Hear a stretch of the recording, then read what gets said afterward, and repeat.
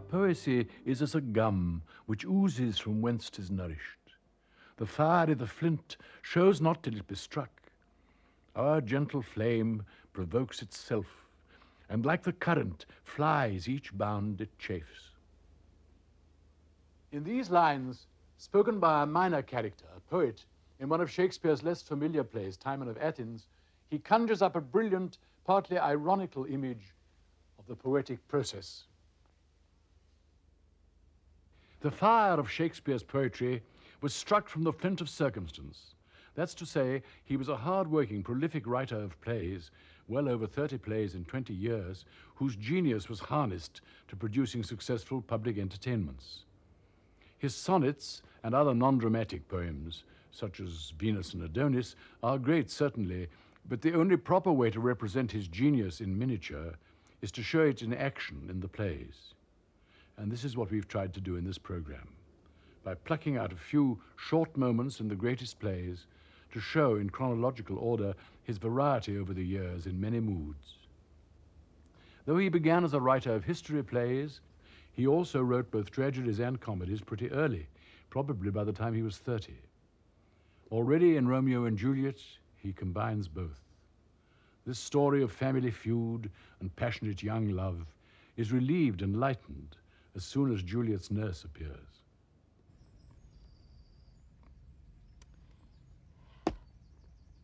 Even or odd, of all days of the year, come Lammas Eve at night shall she be 14.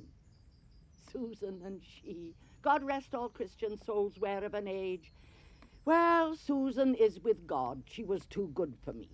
But as I said, come Lammas Eve at night shall she be 14. That shall she marry. I remember it well. 'Tis since the earthquake now 11 years, and she was weaned, I never shall forget it, of all days of the year upon that day. For I had then laid wormwood to my dug, sitting in the sun under the dove-house wall. My lord and you were then in Mantua. Nay, I do bear a brain. But, as I said, when it did taste the wormwood on the nipple of my dug, and felt it bitter, pretty fool, to see it tetchy, and fall out with the dug. Shake, quoth the dove-house, there was no need I trow to bid me trudge, and since that time it is 11 years. For then she could stand high lone. Nay, by the rood, she could have run and waddled all about, for even the day before she broke her brow. And then my husband, God be with his soul, was a merry man, took up the child. Yea, quoth he, dost thou fall upon thy face? Thou wilt fall backward when thou hast more wit, wilt thou not, Jew? And by my halidom, the pretty wretch left crying and said, Aye, to see now how a jest should come about. I warrant an I should live 1,000 years, I never should forget it. Wilt thou not, Jew? Quoth he. And pretty fool, it's tinted and said, Yes, madam, but I cannot choose but laugh, to think it should leave crying and say, And yet I warrant it had upon its brow a bump as big as a young cockerel stone, a perilous knock, and it cried bitterly. Yea, quoth my husband, fall'st upon thy face, thou wilt fall backward when thou hast more wit. Wilt thou not, Jew? It's tinted and said, Aye. Peace, I have done. God mark thee to his grace. Thou wast the prettiest babe that e'er I nursed, and I might live to see thee married once. I have my wish. Shakespeare's theatre, the Elizabethan theatre, wasn't a place in which realism could be easily established. Often open to the sky with very simple props and without any of the illusionary tricks that we've grown used to in the modern theatre and indeed in films and on television, words had to do most of the work in setting the scene, for example. This is a problem Shakespeare tackles head-on in his opening chorus to Henry V. Oh, for a muse of fire that would ascend the brightest heaven of invention, a kingdom for a stage, princes to act, and monarchs to behold the swelling scene. Then should the warlike Harry like himself assume the port of Mars, and at his heels, leashed in like hounds, should famine, sword, and fire crouch for employment. But pardon gentles all, the flat, unraised spirits that have dared on this unworthy scaffold to bring forth so great an object. Can this cockpit hold the vasty fields of France? Or may we cram within this wooden O the very casks that did affright the air at Agincourt? Oh, pardon, since a crooked figure may attest in little place 1,000,000, and let us ciphers to this greater compt on your imaginary forces work. Suppose within the girdle of these walls are now confined 2 mighty monarchies, whose high upreared and abutting fronts the perilous narrow ocean parts asunder. Piece out our imperfections with your thoughts, into 1,000 parts divide one man, and make imaginary puissance. Think, when we talk of horses, that you see them, printing their proud hoofs i' the receiving earth. For 'tis your thoughts that now must deck our kings, carry them here and there, jumping o'er times, turning the accomplishment of many years into an hourglass. For the which supply, admit me chorus to this history, who, prologue-like, your humble patience pray, gently to hear, kindly to judge our play. Among Shakespeare's 12 comedies, Twelfth Night has always been one of the most popular. But in fact, what's sometimes forgotten is that particularly in the comedies, and most of all in Twelfth Night and Much Ado, some of the best and most characteristic Shakespeare is written in prose. But one of the most delicate scenes in Twelfth Night shows his verse at its gentlest. The moment when Viola, in her male disguise as Cesario, is left with the Duke Orsino and obliquely suggests her love for him. Once more, Cesario, get thee to yon same sovereign cruelty. Tell her my love, more noble than the world, prizes not quantity of dirty lands. The parts that fortune hath bestowed upon her, tell her I hold as giddily as fortune. But 'tis that miracle and queen of gems that nature pranks her in, attracts my soul. But if she cannot love you, sir? I cannot be so answered. Sooth, but you must. Say that some lady, as perhaps there is, hath for your love as true a pang of heart as you have for Olivia. You cannot love her. You tell her so. Must she not then be answered?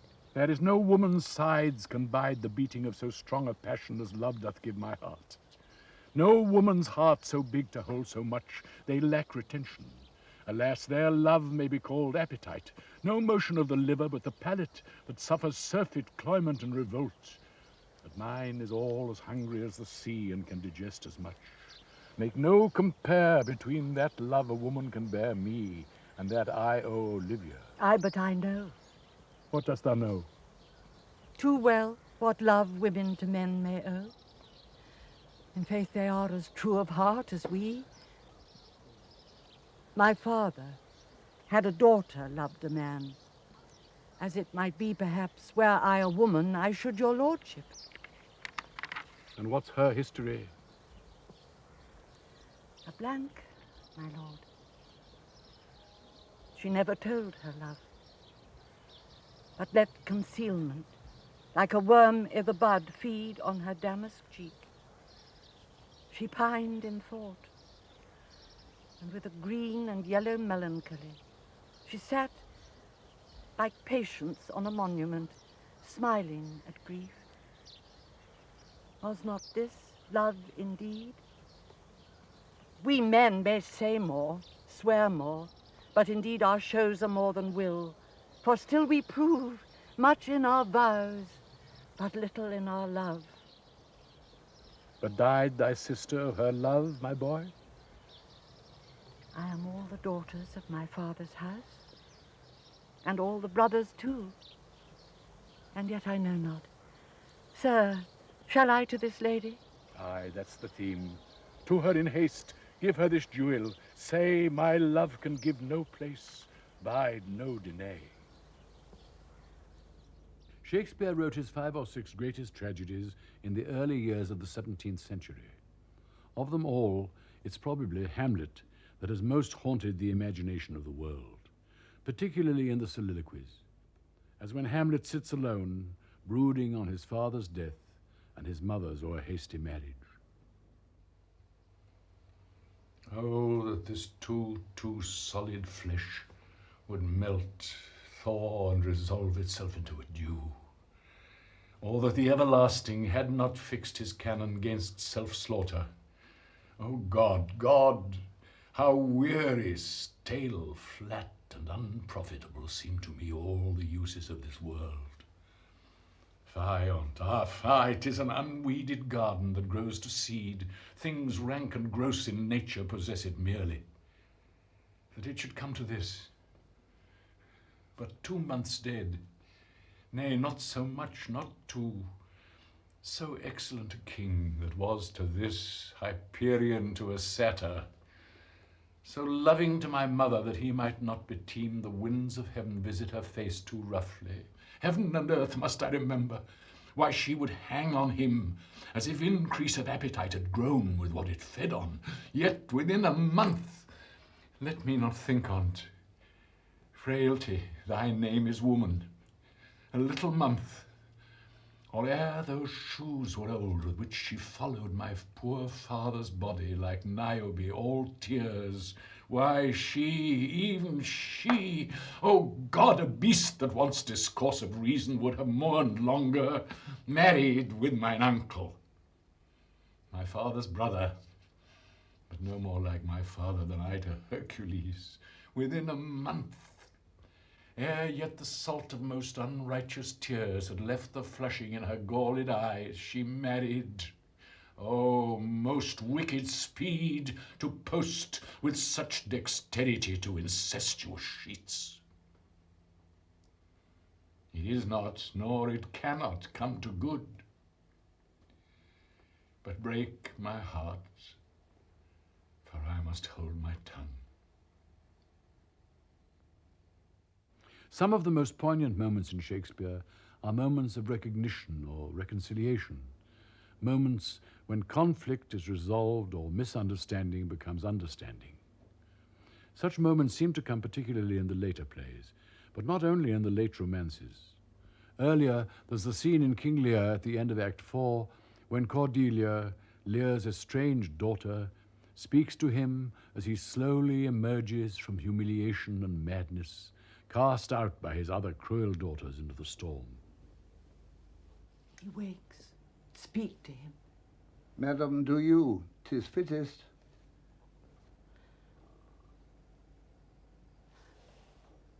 How does my noble lord? How fares your majesty? You do me wrong to take me out of the grave. Thou art a soul in bliss, but I am bound upon a wheel of fire, and mine own tears do scald like molten lead. Sir, do you know me? You are a spirit, I know. When did you die? Still, far wide. He's scarce awake. Let him alone a while. Where have I been? Where am I? Fair daylight. I am mightily abused. I should e'en die with pity to see another thus. I know not what to say. I will swear these are my hands. Let's see. I feel this pinprick. Would I were assured of my condition. Oh, look upon me, sir, and hold your hand in benediction o'er me. No, sir, you must not kneel. Pray, do not mock me. I am a very foolish, fond old man.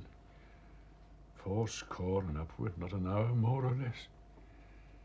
And to deal plainly, I fear I am not in my perfect mind. Methinks I should know you and know this man. Yet I am doubtful, for I am mainly ignorant what place this is, and all the skill I have remembers not these garments, nor I know not where I did lodge last night. Do not laugh at me, for as I am a man, I think this lady to be my child, Cordelia. And so I am. I am. Be your tears wet? Yes, Faith. I pray you weep not. If you have poison for me, I will drink it. I know you do not love me, for your sisters have, as I do remember, done me wrong. You have some cause. They have not. No cause. No cause. Am I in France? In your own kingdom, sir. Do not abuse me. Be comforted, good madam. The great rage, you see, is killed in him.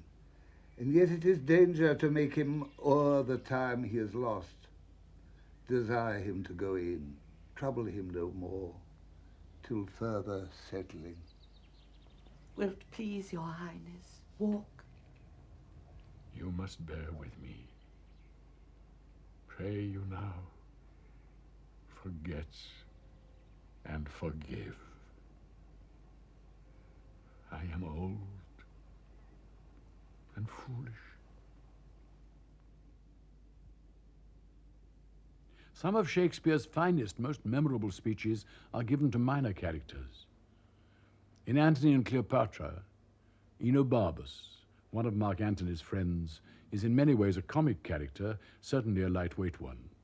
As with the majority of Shakespeare's less serious figures, most of the time he speaks in prose. But there's an extraordinary passage in which, describing Cleopatra's meeting with Antony to one of Caesar's companions, Enobarbus suddenly surprises us with a vivid, sensuous, and at the same time slightly mocking speech in verse. The barge she sat in like a burnished throne burned on the water. The poop was beaten gold. Purple the sails, and so perfumed that the winds were lovesick with them. The oars were silver, which to the tune of flutes kept stroke, and made the water, which they beat, to follow faster, as amorous of their strokes. For her own person it beggared all description. She did lie in her pavilion, cloth of gold of tissue, or picturing that Venus where we see the fancy outwork nature. On each side her stood pretty dimpled boys like smiling cupids with divers-colored fans, whose wind did seem to glow the delicate cheeks which they did cool, and what they undid, did. Oh, rare for Antony. Her gentle women like the Nereides, so many mermaids, tended her in the eyes and made their bends adornings. At the helm, a seeming mermaid steers. The silken tackles swell with the touches of those flower-soft hands that yearly frame their office. From the barge, a strange, invisible perfume hits the sense of the adjacent wharves. The city casts her people out upon her, and Antony, enthroned in the marketplace, did sit alone, whistling to the air, which but for vacancy had gone to gaze on Cleopatra too, and made a gap in nature. Rare Egyptian. Upon her landing, Antony sent to her, invited her to supper. She replied it should be better he became her guest, which he entreated. Our courteous Antony, who ne'er the word of no woman heard speak, being barbered 10 times o'er, goes to the feast, and for his ordinary pays his heart for what his eyes eat only. Royal wench. She made great Caesar lay his sword to bed. He ploughed her and she cropped. I saw her once hop 40 paces through the public street, and having lost her breath, she spoke and panted that she did make defect perfection, and breathless power breathe forth. Now Antony must leave her utterly. Never, he will not. Age cannot wither her, nor custom stale her infinite variety. Other women cloy the appetites they feed, but she makes hungry where most she satisfies. For vilest things become themselves in her, that the holy priests bless her when she is riggish. Songs play a significant part in Shakespeare's verse, very often songs which sum up or comment ironically on a theme in a drama. Or song may sometimes serve as a moment of punctuation, as in one of his last plays, Cymbeline, when the two princes pronounce a dirge or funeral song over the supposedly dead body of their sister Imogen. Fear no more the heat of the sun, nor the furious winter's rages. Thou thy worldly task hast done, home art gone, and ta'en thy wages. Golden lads and girls all must, as chimney sweepers, come to dust. Fear no more the frown of the great, thou art past the tyrant's stroke. Care no more to clothe and eat, to thee the reed is as the oak. The sceptre, learning, physic must all follow this and come to dust. Fear no more the lightning flash, Nor the all-dreaded thunderstone. fear not slander, censure rash. Thou hast finished joy and moan.